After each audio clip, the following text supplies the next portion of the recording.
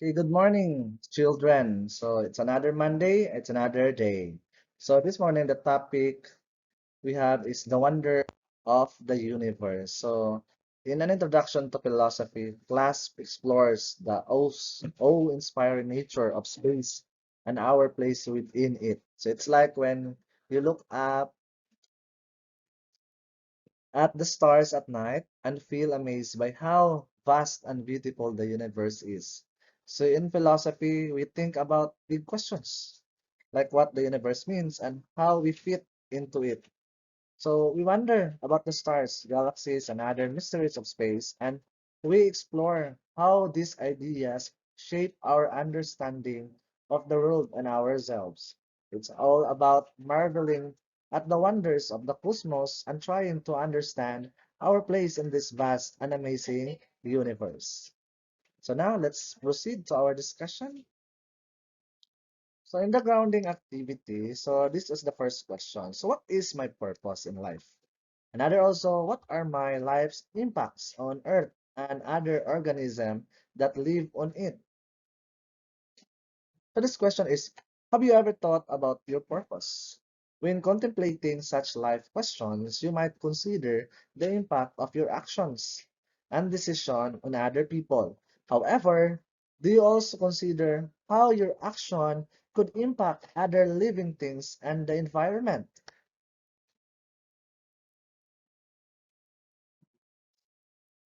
So, how do you define your life's purpose? Considering that your existence on Earth involves interaction with other people, other living things, and the environment.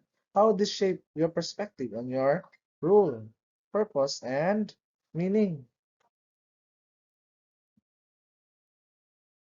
Your purpose in life is deeply personal, question that each individual must explore and define for themselves. While there is no one-size-fits-all answers, many people find purpose in things like relationships, personal growth, contributing to their community, pursuing passions and interests, or making a positive impact on the world. So as your life's impact on Earth, on other organisms, they can both direct and indirect. So direct impacts might include things like relationship you build with other people and the contribution you make to society through your work or volunteering, and other ways in which you interact with the environment around you. So, indirect impacts can include the consequences of your actions on the planet and its ecosystem. So, for example, your life choices, consumption habits, and environmental footprint can affect things like air and water quality, habitat destructions, and biodiversity loss. So by being mindful to this impact and making choices that prioritize sustainability and conservation, you can help mitigate negative effects and contribute to a healthier planet for all living organisms. Ultimately, your purpose and impact in life are shaped by your values, beliefs, and action. By reflecting on what matters most to you and striving to live in alignment with your values, you can find meaning and make a positive difference in the world around you. Is that clear? So you name an animal you can find in the picture. So describe how it lives and survives. So this following instruction. So first is name an animal you see in the picture. So raise your right hand if you want to answer you with the classes and share to your classmates, or provide other information you know about the animal by answering the following guide questions. Are you ready? First question, where does it live? No? Second, what does it eat? Kasi gikaon niya. Letter C, what does it need to survive? Kasi yung kinahanglan para mag-survive ang animal. And the fourth one is, what danger does it face? Unsa iya ang mga danger nga tubangon, no? So, Use these questions or guide questions to answer the following. So, explain that a variety of animals and organisms exist in the world. So these living things have specific needs to survive, and our action can impact their welfare and future. Another central question to you. So, why am I steward of the world? So since our level of thinking is more advanced than other living things, we are considered the stewards of living things on earth. So it brings us to this question: why am I a steward of the world? So to answer this, let us jump to our lesson activity. So use a simpler explanation. So why you are being a steward of the world? So you're a steward of the world because you're like a caretaker of the earth. You have a responsibility to look after the planet, keep it clean and healthy, and make it sure good place for everyone to live, including animals and plants. Just like you, take care of your home. You take care of the earth because it's where all we live. So the universe, I know. How do you visualize the universe? Or how would you describe the universe and the world you live? So draw an image of the universe on a piece of paper. Write 5 words that best describe the universe. And the third one, share your answers with the class. So if we have time, no? Okay. So by this following questions, so here are some. So what does the universe consist of? Second, how did the universe begin? Where is the humanity's place in it? And the last one, what do you think is the humanity's role and purpose in the universe?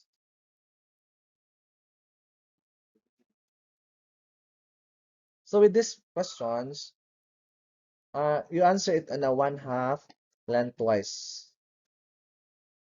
How did everything begin? So the earliest philosopher wondered about the universe beginning and tried to explain the basic elements that compose everything. By finding out the nature of the universe, they hope to discover our place in it. What is our purpose in the universe? The question of how everything began has fascinated humans for centuries, leading to various philosophical, scientific inquiries. Early philosopher sought to understand the fundamental elements that make up everything around us. By exploring the nature of the universe, they hope to uncover our place within it and understand our purpose. So throughout our history, different philosophical and religious traditions have offered diverse perspectives on humanity's purpose in the universe. Some believe that our purpose is determined by the divine will or cosmic order, while others suggest that it's shaped by our individual values, relationship, and contribution to society. So from a philosophical standpoint, our purpose in the universe can be understood in various ways. First is an existential purpose. Essentialists, philosophers argue that a human must have create their own meaning and purpose in life throughout their choices, actions, and relationship. Our purpose emerges from our unique experiences, passions, and commitment. Number two, the ethical purpose. So many philosophical traditions emphasize the importance of ethical behavior and moral responsibility. Our purpose in the universe may involve striving to live virtuously, promote justice, and contribute to the well-being of others. And the third one is for some, or the spiritual purpose. For some, our purpose in the universe is connected to spiritual or transcendent realities. This might involve seeking enlightenment, achieving spiritual good, or cultivating a deeper connection with the divine or God. And the last one is the cosmic purpose. Some philosophical perspective suggests that humans are part of a larger cosmic order or interconnected web existence. Our purpose may involve aligning this cosmic harmony, respecting interconnectedness of all life, and striving for balance and sustainability. Ultimately, the question of our purpose in the universe is deeply personal and very subjective. It is shaped by our beliefs, values, experiences, and cultural background. while there may not be a single universally accepted answer. Exploring this question can lead to profound insight into the nature of human existence and our relation to the cosmos. So the pre-Socratic presented a cosmocentric, so a universe-centered philosophy. Their objective was to understand the place we live in, find a single element that would explain the existence of everything, and provide theories based on their observation of the universe. So cosmocentric philosophy focuses its question on the cosmos or the universe. So it presupposes that knowing the laws of the universe is key to understanding everything. The pre-Socratic philosophers who lived before this time of Socrates in ancient Greece were primarily concerned with the understanding the natural world and the universe. So they presented a cosmocentric philosophy, meaning they focus on the universe as a central point of their inquiry. So their objective was to comprehend the place we inhabit and to find a single fundamental element or principle that could explain the existence of everything. Instead of turning to myths to supernatural explanation, the pre-Socratics sought to develop theories based on observation, reason, and rational inquiry. They believed that the universe operated according to natural laws that could be understood through careful observation and logical deduction. So these philosophers proposed values theories about the nature of reality and the fundamental substance from which everything was composed. For example, Thales suggested that water was the primary substance, while Anaximenes proposed that air was the fundamental element. Heraclitus famously emphasized the concept of change and flux, arguing the fire was the underlying principle of reality. So by studying the natural world, contemplating the cosmos, the pre-Socratic philosopher laid the foundation for Western philosophy and scientific inquiry. So their cosmocentric approach paved the way for later thinkers to develop more sophisticated theories about the universe and our place within it. Thales taught that everything is made of water and water is the foundation of life.